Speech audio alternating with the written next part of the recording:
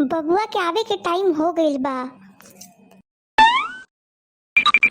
दुल्हीन लावा हम खाना बना देही।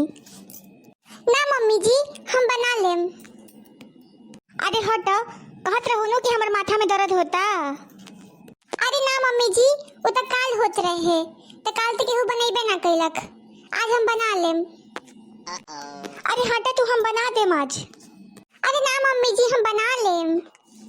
अरे कहनी नु कि हट, रोज काम करते बाड़ू नु तू, काम करत करत तेरा तबीयत खराब हो जाता।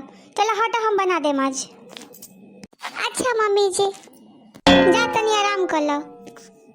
क्या भइल अम्मा, आज तू खाना बनावत तारू? तो का करी, रोज से तहार मेहरू के तबीयत खराब रहता।